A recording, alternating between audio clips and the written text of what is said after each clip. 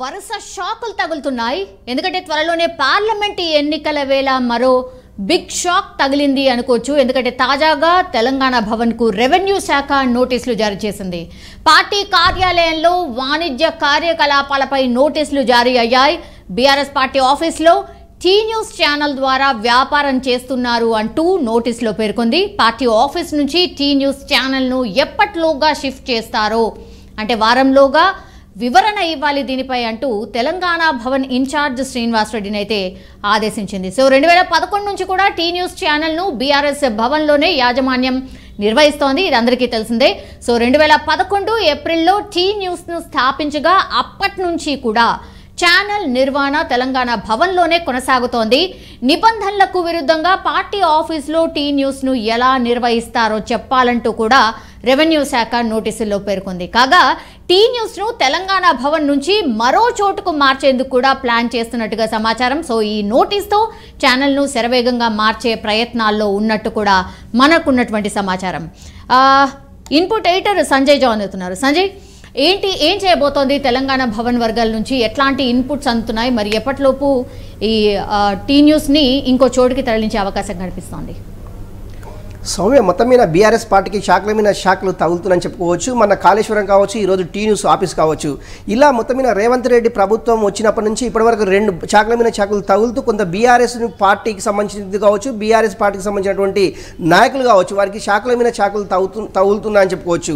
మన కాళేశ్వరము ప్రాజెక్టుకు సంబంధించినటువంటి పిల్లర్ కుంగిన ఘటన కావచ్చు, తర్వాత ఈరోజు నిన్న జరిగినటువంటి బీఆర్ఎస్ భవన్లో టీ న్యూస్ నడపడం కూడా నడపడం వెనుక ఆంతర్యం ఏంటి? అసలుకు పార్టీ కార్యాలయాల్లో వాణిజ్య సముదాయానికి సంబంధించినటువంటి వ్యాపార కార్యకలాపాలు నడిపియొద్దు అనే ఉద్దేశంతో రెవెన్యూ అధికారులు నిన్న పొద్దువేయడానికి సాయంత్రము నోటీసులు అందజేశారు.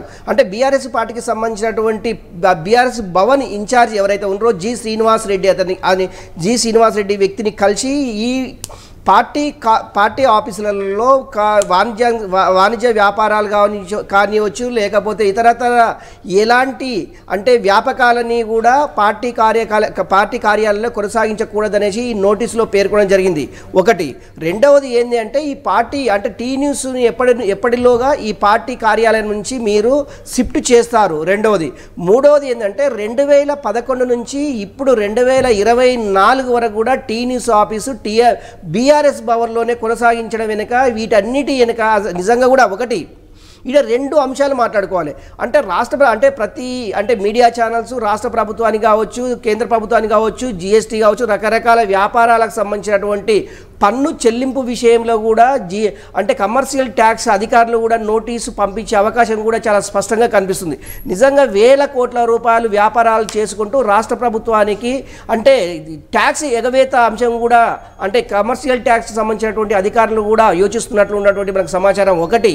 ఈ 2 అంటే ఒకటి రెవెన్యూ అధికారులు, మరోపక్క కమర్షియల్ ట్యాక్స్ అధికారులు ఈ టీ న్యూస్కు నోటీసులు అంటే ఆల్రెడీ రెవెన్యూ అధికారులు నోటీసులు పంపించారు. తర్వాత ఈ రాష్ట్ర ప్రభుత్వానికి రావాల్సినటువంటి ట్యాక్స్ విషయంలో కూడా నోటీసులు పంపించే అవకాశం ఉంది అన్నట్టు గుసగుసలాడుతున్నారు.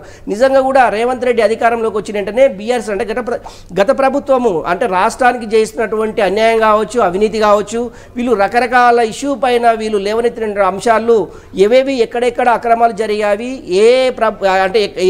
అంటే వేటికి సంబంధించినటువంటి ఇష్యూలు ఎక్కువ ప్రాధాన్యత ఉంది, వీటన్నిటిపైన ఇప్పుడు ఉన్నటువంటి కాంగ్రెస్ ప్రభుత్వము కొద్దిగా అంటే ఉక్కు పదం మోపే అవకాశాలు అయితే చాలా స్పష్టంగా కనిపిస్తున్నాయి. ఏది ఏమైనా కూడా టీ న్యూస్ ఎప్పటిలోగా షిఫ్ట్ చేస్తారని ఒకటి, రాష్ట్ర ప్రభుత్వానికి కేంద్ర ప్రభుత్వానికి రావాల్సినటువంటి ట్యాక్స్ విషయంలో కానీ నోటీసులు పంపించే అవకాశం ఉంది. శ్రీనివాస్ రెడ్డి మాత్రము వాళ్ళకు అంటే రెవెన్యూ అధికారులకు కొంత క్లారిఫికేషన్ ఇచ్చారు. ఒకటి ఏంటంటే రేపుగా అంటే వారం రోజుల లోపల మాకు ఒక నివేదిక ఇవ్వాలి, ఎప్పటిలోగా షిఫ్ట్ చేస్తారనే దాని మీద మేము ఆల్రెడీ షిఫ్ట్ చేసే పనిలోనే ఉన్నామనేసి శ్రీనివాసరెడ్డి వాళ్ళకు అది రెవెన్యూ అధికారులకు తెలపడం జరిగింది. నిజంగా కూడా టీ న్యూస్కు అంటే ఇంకా ఎలాంటి ఏవేవి వీటికి సంబంధించినటువంటి అంటే ఎవరెవరు ఏ డిపార్ట్మెంట్కి సంబంధించిన అధికారులు నోటీసులు పంపే అవకాశం ఉంది అనే దాని మీద కూడా కొంత బీఆర్ఎస్లో కొంత గందరగోళమైన పరిస్థితి అయితే నెలకొందని చెప్పుకోవచ్చు. ఒకటి ఇలాంటివి ఇంకా ఏమైనా చేస్తుండ్రా అనే కోణంలో కూడా రాష్ట్ర ప్రభుత్వానికి సంబంధించినటువంటి వివిధ డిపార్ట్మెంట్లకు సంబంధించినటువంటి అధికారులు కొంత నివేదికలు తెప్పించుకొని అంటే ఓన్లీ టీ న్యూస్కు సంబంధించిన అంశమే కాదు బీఆర్ఎస్కు సంబంధించినటువంటి బీఆర్ఎస్ వర్గాలకు చేస్తున్నటువంటి వ్యాపారాలు కావచ్చు బీఆర్ఎస్ చేస్తున్నటువంటి కార్యకలాపాలకు సంబంధించినటువంటి అందరికీ నోటీసులు పంపించేసి రాష్ట్ర ప్రభుత్వానికి రావాల్సిన అంశాల మీద రాష్ట్ర ప్రభుత్వానికి రావాల్సినటువంటి ట్యాక్స్ల విషయంలో కావచ్చు రాష్ట్ర ప్రభుత్వానికి రావాల్సినటువంటి బకాయిలు కావచ్చు వీటన్నిటిపైన రాష్ట్ర ప్రభుత్వం దృష్టి పెట్టిందని చెప్పుకోవడానికి టీ న్యూస్లో అది బీఆర్ఎస్ పార్టీలో టీ న్యూస్ చేస్తున్నటువంటి కార్యకలాపాలే ఉదాహరణ చెప్పుకోవచ్చు.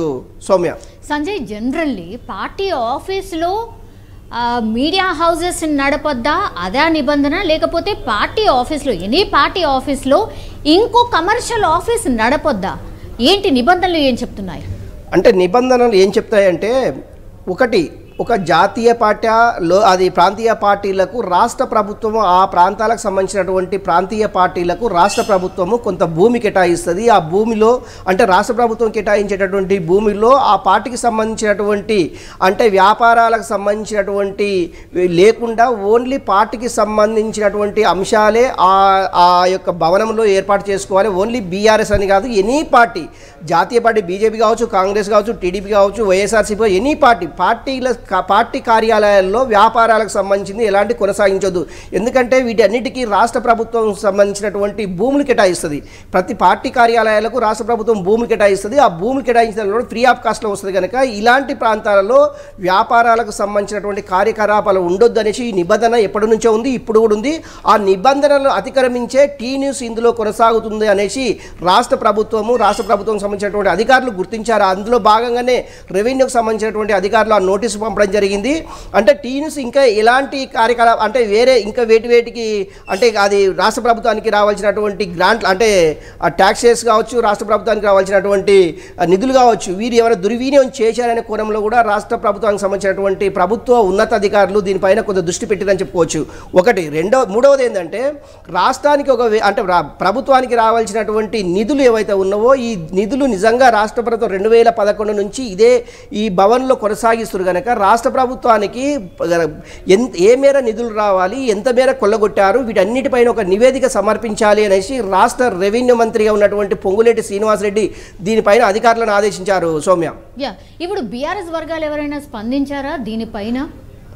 ఒకటి సౌమ్య అంటే ఇప్పటివరకు బీఆర్ఎస్కి సంబంధించినటువంటి నాయకులు కావచ్చు ఎమ్మెల్యే ఎవరు దీనిపైన ఇంతవరకు స్పందించలేదు. ఓన్లీ బీఆర్ఎస్ పార్టీ కార్యాలయానికి సంబంధించినటువంటి ఎవరైతే ఇన్ఛార్జి ఉన్నారో శ్రీనివాసరెడ్డి దీనిపైన స్పందించారు. టీ న్యూస్కు సంబంధించినటువంటి ఆల్రెడీ మేము షిఫ్టెడ్ వర్క్లోనే ఉన్నాము.